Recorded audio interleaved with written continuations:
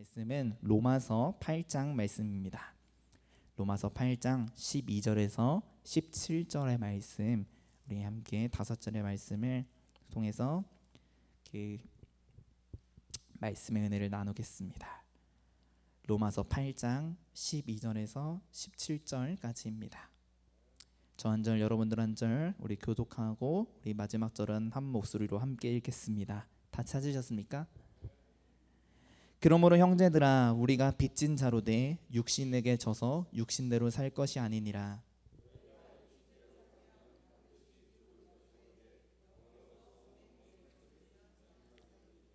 무릇 하나님의 영으로 인도함을 받는 사람은 곧 하나님의 아들이라.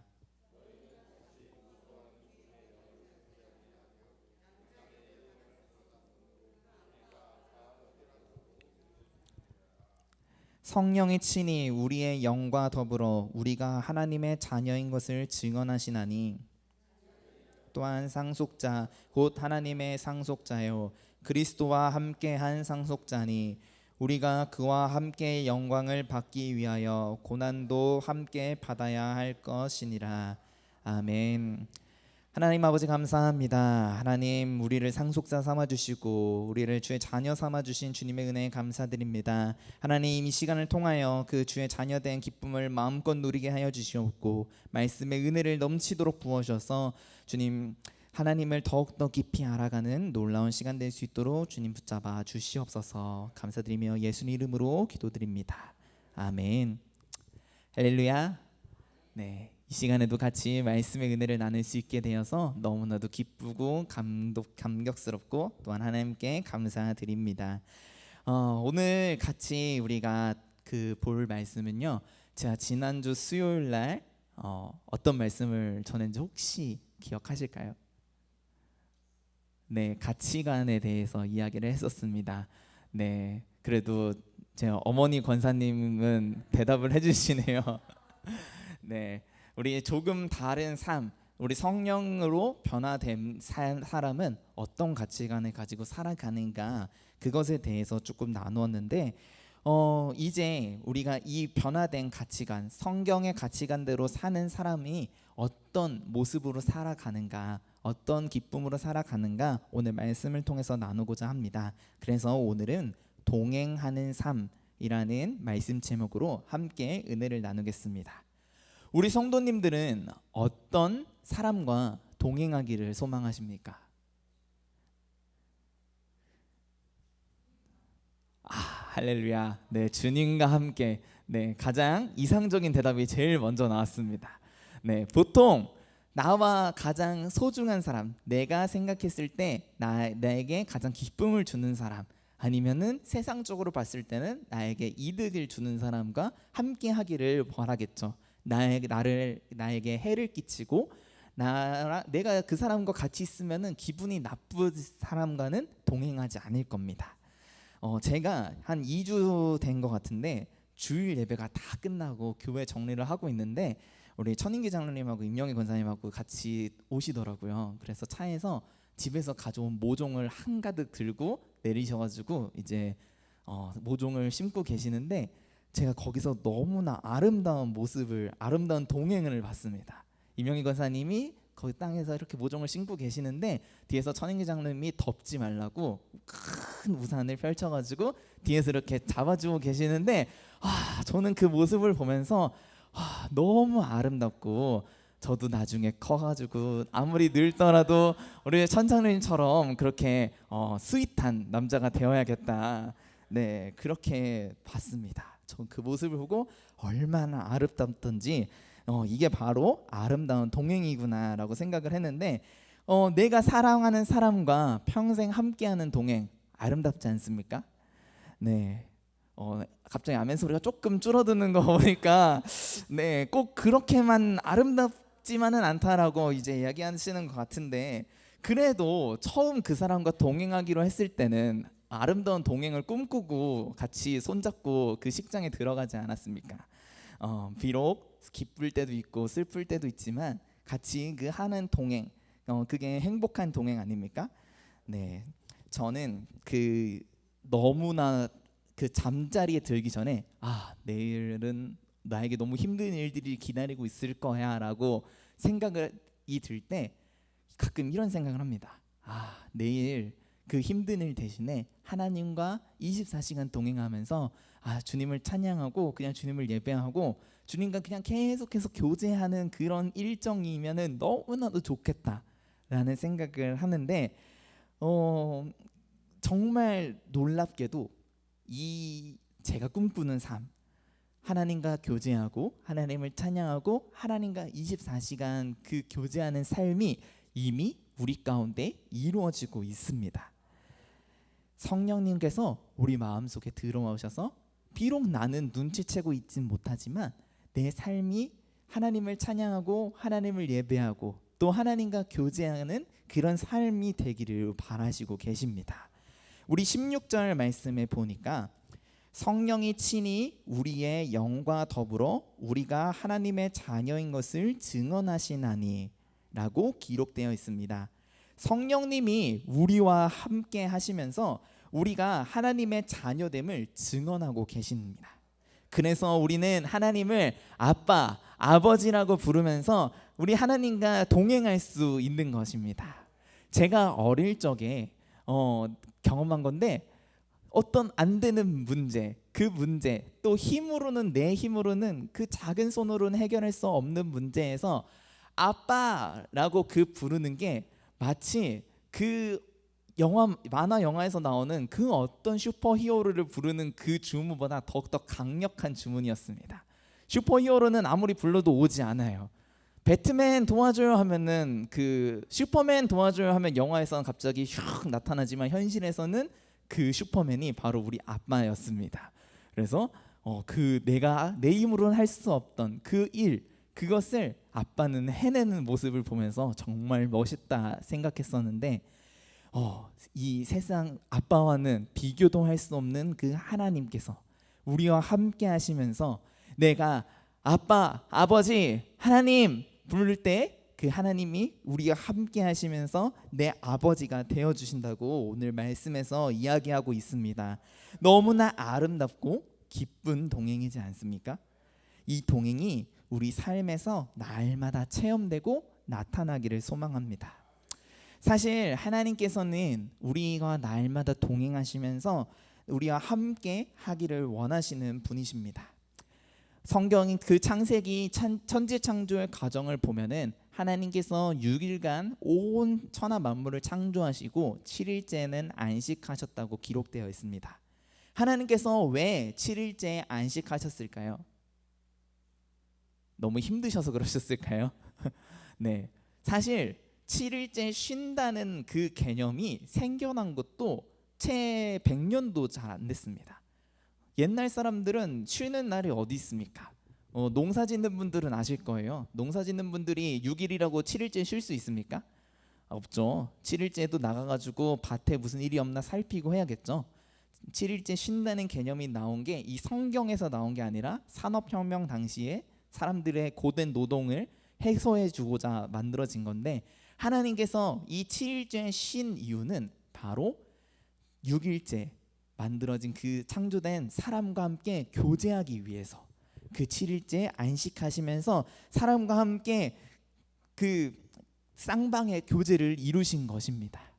그 세상의 어떤 종교를 봐도 이런 하나님은 없습니다. 세상의 종교는요 다 일방적인 그 관계입니다. 인간은 그저 그 자신들의 그 신을 숭배할 뿐이지 그 신이 먼저 인간들을 찾아와서 교제하는 그런 종교는 없습니다. 그렇기 때문에 우리가 우리의 아버지 되신 이 하나님이 얼마나 우리를 사랑하시는지 그게 바로 창세기 1장부터 기록되어 있습니다. 그리고 이 사실 하나님이 우리를 얼마나 사랑하시는지 그것을 깨닫게 하시는 분이 바로 성령 하나님이십니다. 오늘 찬양에서도 수없이 고백했습니다. 나의 사랑하심 어디에 쓰여 있다고 했죠? 성경에 쓰여 있다고 했죠. 하지만 우리가 이 성경을 그냥 읽을 때는 그 성경의 말씀이 사실 내 마음 가운데 이게 어떻게 과연 이럴까? 믿어지지 않을 때가 있습니다. 그러나 그것이 나에게 들어와 믿음이 되게 하시는 분도 바로 성령님이십니다. 이 성령님이 나를 깨닫게 하시고 내 안에 들어와셔서 그 하나님이 우리를 얼마나 사랑하시는지 그 마음 깊은 곳에서 깨닫게 하시고 알게 하시고 체험되게 하시고 그 사랑으로 내가 살아갈 수 있게 하십니다. 지난번에도 한번 보았지만 요한복음 14장 26절 말씀을 우리 한번 더 찾아보겠습니다. 요한복음 14장 26절 우리 예수님께서 하신 말씀입니다.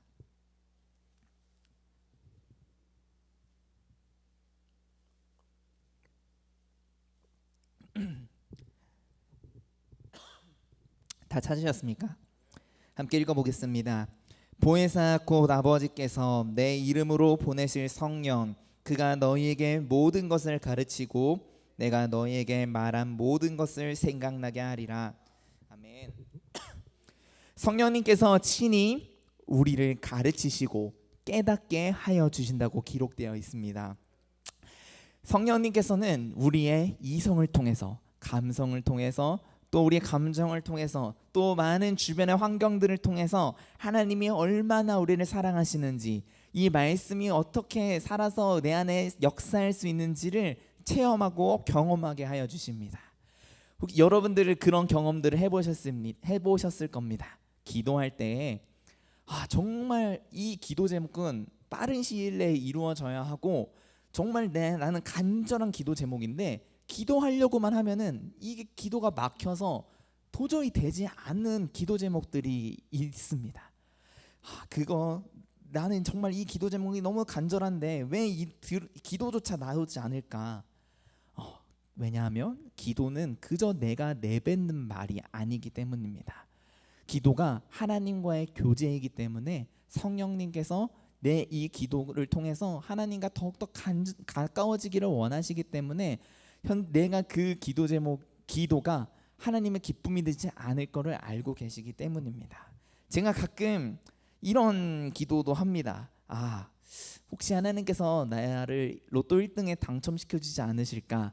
네, 그런 기도를 하면서 하나님, 저 그래도 이제 목사가 되기로 서원도 했고 주의 길을 가고 있는데 로또 1등 한 번 정도는 괜찮지 않습니까? 이렇게 기도를 하는데, 네, 성도님들 어떻습니까? 로또 1등 당첨되면은 어떠실 것 같습니까? 네, 먼저 기쁘고요. 그러면 무엇을 하실 것 같습니까? 네, 머릿속에 제일 먼저 지금 스쳐갔죠. 그게 하나님이 1번이 아니셨다면은 아직 로또 1등 당첨의 준비가 덜 되신 것 같습니다. 제가 느낀 깨달음이에요. 제가 기도를 하면서 그 기도를 하는데 순간 제일 먼저 생각난 게 하나님이 생각나는 게 아니라 그래, 로또 1등 당첨이 되면은 한 50억 좀 받으면은 먼저 내 집도 사고 차도 사고 다 한 다음에 그래요, 교회 헌금은 얼마나 드리고 이렇게 1번도 아니라 2번도 아니라 3번도 아니라 조금 저 뒤에 있더라고요. 그걸 생각하면서 아직 내가 내 믿음의 분량이 이 로또 1등 당첨되면은 흔들리겠구나 생각을 들면서 난 아직 받을 준비가 안 됐다라고 이제 느꼈습니다. 그런데 꼭 그 물질이 아닌 이렇게 많은 기도를 통해서도 하나님께서 깨닫게 하시는 것들이 많은데 그 성령님께서 기도를 막으신다고 내 상황이 더 나빠지는 것이 아니라 기도가 막혔음에도 불구하고 그를 통해서 역사하시는 그 하나님, 나의 모든 상황 가운데 내 모든 그 좌절할 만한 상황에서도 내 주변 상황을 다 열어주셔서 그것을 또 이겨내게 극복하게 하시는 그 하나님, 또 내가 하나님과 더욱더 가까워지는 그 계기를 만드시는 그 하나님을 통해서 주님을 더욱 사랑하는 마음을 키워 가시는 것을 체험하게 됩니다. 우리는 이렇듯 성령님의 그 감성적, 이성적 우리의 모든 환경을 다 그 만드심으로 하나님과 친밀한 교제를 이루게 하시는 것을 경험하게 됩니다. 하나님은 우리와 날마다 함께 하시기를 원하면서 우리가 하나님과 더욱더 가까워지기를 바라시면서 그 모든 환경을 주관하고 계십니다. 우리가 하나님 나라에 들어가기까지 우리와 동행하시며 우리의 중보자가 되시는 그 성령님이 하나님과 계속해서 가까워지게 하여 주시는 겁니다. 영국의 유명한 소설가 존 버년이 있습니다. 여러분들도 다 아는 소설 한 권이 이 사람이 쓴 건데 바로 철로 역정입니다. 크리스천이라는 주인공이 하나님 나라에 가기 위한 여정을 담은 책입니다. 도시가 멸망할 것이라는 그 이야기를 들은 크리스천은 무거운 등짐을 메고 한 손에는 책 한 권을 들고 그 하나님 나라로 가기 위한 여행을 떠납니다. 그 여행길을 가는 동안에 여러 선택과 고난을 경험합니다. 그리고 다시 원래 자기가 있던 곳으로 돌아갈까 하는 그런 고민도 수없이 많이 하고, 그리고 여러 시험도 당하고 심지어 공격도 받습니다. 그러나 결국 그 모든 것을 이겨내고 천국에 들어가게 됩니다. 근데 그것은 결코 크리스천이 자기의 굳건한 의지로 이루어낸 것이 아닙니다. 크리스천이 그 소설의 이야기들을 보면은 늪에도 빠지고 사자도 만나고 적의 공격에 당해서 철창 안에도 갇히게 됩니다. 그런데 그 모든 어려운 순간마다 그 상황을 이겨내게 하는 도움들이 크리스천에게 찾아옵니다. 그리고 끝까지 크리스천이 믿음을 잃지 않고 천국에 들어갈 수 있도록 항상 말씀으로 그 크리스천의 믿음이 흔들리지 않도록 하여 줍니다. 이 하나님께서 크리스천에게 도움이 필요할 때마다 가장 필요한 도움으로 이끌어 주셔서 그 천국 문에 들어갈 수 있는, 그리고 크리스천이 끝까지 소망을 잃지 않도록 하는 그런 내용이 이 철로 역정에 담겨져 있습니다. 철로 역정이 세계적인 베스트셀러가 될 수 있었던 이유는 물론 이 소설이 너무나 흥미진진한 것도 있지만, 우리 이 교회를 다니면서 믿음의 여정을, 이 믿음의 경주를 하고 있는 이 우리 크리스천들에게 도전을 주는 메시지이기 때문입니다. 우리도 믿음의 경주를 하면서 끊임없는 유혹과 시험을 경험하게 됩니다. 그 유혹은 어쩔 때는 우리의 그 신앙의 그 뿌리마저 막 흔들려고 나를 매섭게 공격할 때가 있습니다. 이때 우리가 경험하는 것이 성령의 도우심, 하나님의 도우심을 우리가 경험하게 됩니다. 그리고 그것은 우리의 마음의 동기가 될 수도 있고 주변 상황에 도움이 될 수도 있습니다. 성령님이 우리와 동행하시기에 우리가 도움이 필요할 때마다 하나님께서 우리에게 가장 필요한 도움으로 나를 채우심을 경험하게 됩니다. 이스라엘 백성의 광야 40년을 보아도 하나님의 은혜를 볼 수 있습니다. 광야는 하나님의 도움이 없이는 단 하루도 살 수 없는 환경입니다. 200만 명이라는 그 엄청난 민족이 이동하면서 그곳에서 먹고 생활한다는 것은 도저히 있을 수 없는 일입니다. 하루에 많은 그 인구가 그 더운 곳을 지나가면서 삼시세끼를 다 해결하는 일은 하나님이 함께 하셨다, 하나님의 은혜가 그들과 함께 한다라고 밖에 표현할 수 없습니다. 그렇기 때문에 광야는 시험의 땅이 아니라 하나님과 이스라엘 백성의 아름다운 교제가 이루어지는, 아름다운 동행이 이루어지는 시간이었다고 할 수 있습니다. 만약 이스라엘 백성이 그 아름다운 동행을 무시했다면 어땠을까요? 구름 기둥과 불 기둥이 인도하는 대로 가는 것이 아니라 왜 구름 기둥이 다시 내가 있던 대로 돌아가지? 왜 불 기둥이 저기 멈춰 있지 않지? 오늘 좀 더 걸어도 되는데? 그렇게 생각하고 그냥 가나안으로 바로 들어갔다라고 하면은 조금 더 가나안에 빨리 들어갈 수 있었을까요? 가나안에 조금 더 빨리 정착할 수 있었을까요? 네, 절대 그럴 수 없었을 것입니다. 철로 역정의 주인공 크리스천도 자기의 경험 삼아 늪에 빠졌을 때 이렇게 하면 살 수 있었어 라는 그런 경험으로 빠져나오려고 했었으면 빠져나올 수 있었을까요? 중간에 무너지고 말았을 것입니다. 우리가 가는 길은 우리의 선택으로 가는 길이 아니라 성령님의 인도하시는 그 길로 가야 합니다. 나보다 나를 더 잘하시는 하나님, 나보다 나를 더 잘하시는 성령님께서 인도하시는 대로 나는 그저 순종함으로 그 길을 따라가기만 하면 되는 것입니다. 사실 그 길은 결코 꽃길처럼 밝은 빛만 가득한 길은 아닙니다. 예수님께서는 마가복음 8장 34절에서 이렇게 말씀하십니다. 무리와 제자들을 불러 이르시되 누구든지 나를 따라오려거든 자기를 부인하고 자기 십자가를 지고 나를 따를 것이니라. 아멘. 성령님과의 아름다운 동행은 분명하게 십자가의 길입니다. 그렇다면 왜 우리는 그 밝은 빛만 기다리고 있는 꽃길만을 걸어도 난 부족한데 왜 십자가의 길을 걸어야 할까요? 왜 우리는 굳이 미련한 그 길을 걸어야 할까요? 그것은 그 길이 우리에게 생명을 주는 길이기 때문입니다. 나를 위해 십자가에 달려 돌아가신 예수 그리스도의 생명을 얻는 길이 성령님께서 인도하시는 길이기 때문입니다. 성령님은 우리로 하여금 그 예수 그리스도의 사랑을 깨닫게 하십니다. 성령님이 우리에게 십자가의 그 고난당한의 그 의미를 깨닫게 하십니다. 그리고 그것이 우리에게 들어와 죄사함의 의미가 무엇인지 깨닫게 합니다.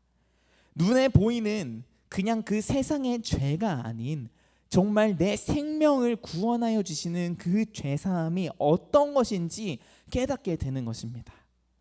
사실 우리가 죄 용서함을 받았다, 그냥 세상에서 죄 용서함을 받았다라고 할 때 감격은 그냥 그 한순간에 밖에 이루어지지 않습니다. 정말 내가 너무나 큰 빚을 진 사람한테 가서 용서를 빌고 그것을 사함 받았을 때 감격의 눈물은 흘리겠지만 그 감격의 눈물이 10년, 20년, 30년 이어질까요? 네. 하지만 예수 그리스도를 만났을 때 그 첫사랑이 느껴졌을 때 그 사랑은 저도 이미 10년이 너무 많은 시간이 지났지만 아직도 그 사랑을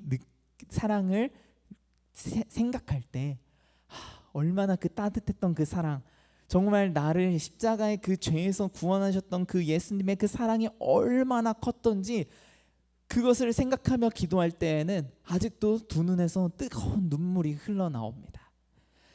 그것은 이 세상에서는 줄 수 없는 예수님만이 줄 수 있는 사랑입니다. 그리고 그것이 깨닫게 되는 것은 바로 성령님을 통해서 그 사랑이 깨달아집니다.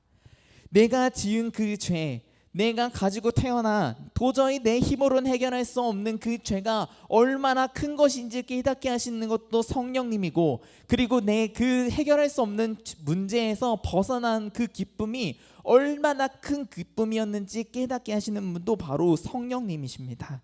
내가 그 죄를 용서받음이 얼마나 큰 사랑을 받은 것인지 성령님께서 경험하게 하실 것입니다. 비록 십자가의 길이라 할지라도 우리가 그 길을 걸으며 매일매일 감사하게 될 것입니다. 나를 죽음에서 건지신 예수 그리스도의 십자가의 사랑에 감격하며 기쁨만이 가득할 것입니다.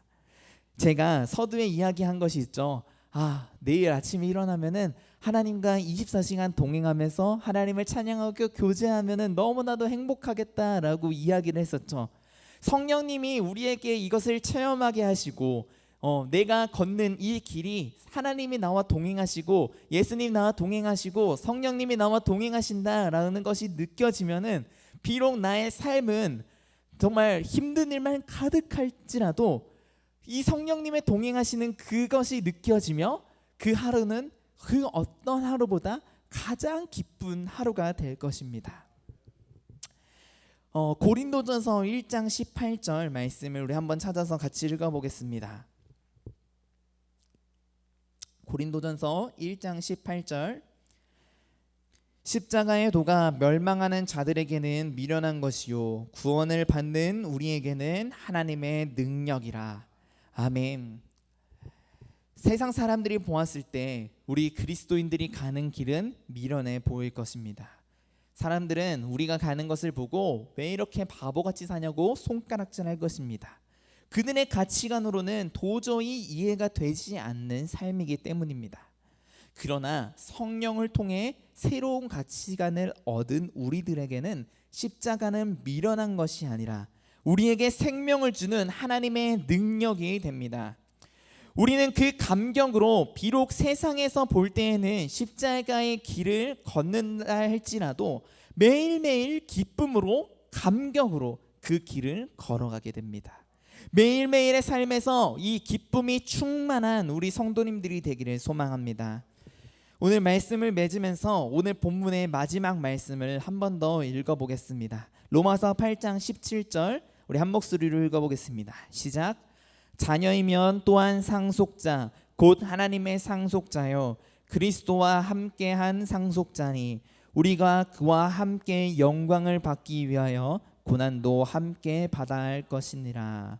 아멘. 우리는 하나님의 양자된 신분입니다. 우리는 예수 그리스도의 피값으로 하나님의 자녀가 되었습니다. 이제 하늘의 상속자의 신분이 되었습니다. 우리는 그 영광에 참여하기 위해서 고난도 함께 받아야 할 의무가 있습니다. 그 어떤 세상의 상속자도 내가 그 상속자 신분에서 받는 그 고통, 그 잠깐의 고난이 어렵다고 상속자의 신분을 포기하는 바보 같은 사람은 없을 것입니다. 그 고난을 이겨내기만 하면은 그 모든 것을 다 내 것으로 가질 것을 알고 있기 때문입니다. 하물며 우리에게는 모든 이 어려움을 이겨내게 하시는 보혜사 성령이 우리와 함께 하십니다. 우리와 함께 하시며 우리를 채우시며 우리에게 날마다 그 성령의 도우심을 경험하게 하실 것입니다. 이 도우심을 날마다 경험하기를 소망합니다. 누구와 동행할 것이냐? 나에게 행복을 주는 사람 너무 좋죠. 나에게 이득을 주는 사람 너무 좋을 것입니다. 그러나 나에게 영원한 행복을 주시는 분, 나에게 영원한 기쁨을 주시는 분, 그 누구보다 나를 더 잘하시는 그 성령님과 날마다 동행하는 우리 성도님들이 되기를 소망합니다. 또한 이 아름다운 동행이 우리 삶에서 매일같이 이루어지고 또 우리의 삶의 그 끝날까지 날마다 이루어지기를 소망합니다. 또 감사로 이 동행이 감사로 고백되어지기를 소망합니다. 비록 십자가의 길이라 할지라도 내게 주신 그 십자가의 사랑이 감격이 되며 다른 그 무엇보다 그 영원한 기쁨이 되는 이 생명의 기쁨을 날마다 누리는 우리 성도님들 되기를 소망합니다.